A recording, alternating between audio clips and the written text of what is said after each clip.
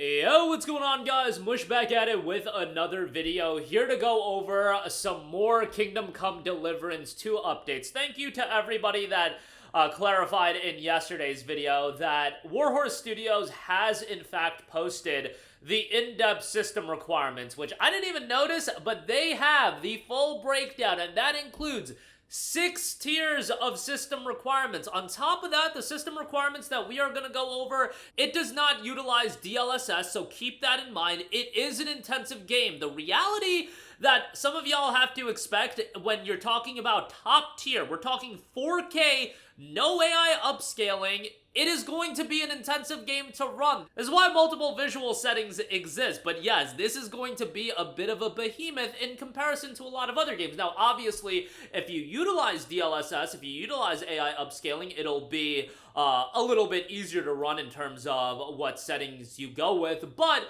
it's still going to be an intensive game. If you have good hardware, this is one of those games that's really going to accentuate it, and on top of that, if you have lower end hardware, you should still be able to run the game, and it should be a compelling game even at lower visuals. You're still going to get the same story, the same gameplay, etc., etc. I do want to also go over everything that's noted on the official website, because there's a lot of insight there. We'll go over the system requirements, I'll give you guys some of my input, and then we'll go through their official post. Alright, so minimum low. This is 1080p at 30 FPS, Intel Core i5 8400 or an AMD Ryzen 5 2600, 16 gigs of RAM, and then an NVIDIA GeForce GTX 1060 or an RX 580.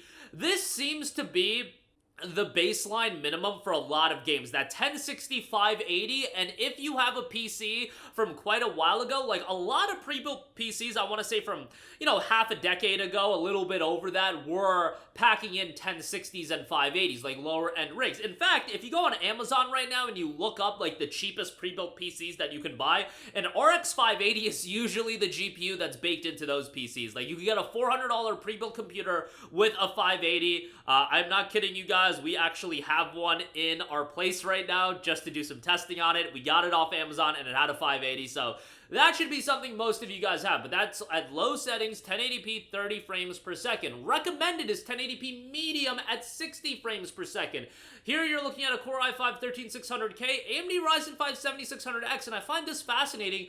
24 gigs of RAM, right off the rip, recommended. This is one of those games that is gonna prioritize the higher RAM usage, and not even at the, souped up higher end. You're talking about the recommended medium settings at 1080p, 24 gigs of RAM, RTX 3060 or an RX 6600 XT there. And then if you go 1440p at 60 FPS, same CPUs, the GPUs are getting bumped up to a 3060 Ti and a 6700 XT, once again 24 gigs of RAM. Then if you're looking at recommended 1080p high settings, 1080p at 30 frames per second. So I do really appreciate how they divvy it up, where they have a recommended for medium settings at 1080p and recommended medium settings at 1440p, and then you have the high settings at 1080p and high settings at 1440p. This is the structuring of how system requirements should be done, in my opinion, especially with this level of transparency. Yes, you get multiple tiers from a lot of games these days, but this level of transparency as far as what settings, what frame rates, what resolution, that's fantastic. So 1080p high settings, 30 frames per second. Core i5 12600K or a Ryzen 7 5800X, 32 gigs of RAM. So when you're going from medium to high, that's going to push the higher RAM usage, 32 gigs. That is becoming more and more of a standard these days. Like 8 gigabytes is obsolete at this point. 16 gigabytes is becoming the baseline minimum, and 32 gigabytes is the ideal, I feel like, going forward. RTX 2060 Super or Radeon RX 5700, and then recommended 1440p high, 1440p 60 frames per second. You're looking at an i7 13700K or a 7800 X3D, and then 32 gigs of RAM, RTX 4070 or an RX 7800 XT. Again, that is not even completely maxed out, however. There is an Ultra preset that they also highlighted, best Ultra preset. This is 1440p at 60 frames per second or at 4K at 30 frames per second. Core i7 13700K, Ryzen 7 7800 X3D, 32 gigs of RAM, and then an RTX 4080 or an RX 7900 XT. So that is the game not even completely souped up, because there's some people that might want to play the game at 4K at 60 FPS but not utilizing DLSS. Like, if you're going 4K at that point, you should be utilizing DLSS. But I like that they aren't utilizing it as a crutch. That's what a lot of PC games are doing these days. They use things like DLSS frame generation as a crutch rather than it being supplementary, which is what it should be. It should be a supplement, not something to excuse an unoptimized PC game. So that is fantastic.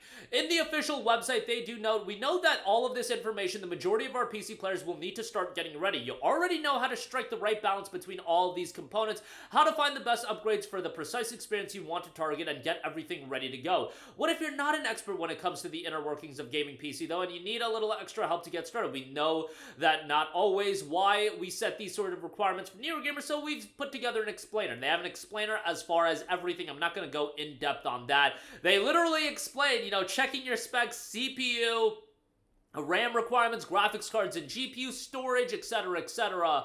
And if you want more information like that, definitely do check that out. They go in depth on everything as far as insight on the various elements of each component.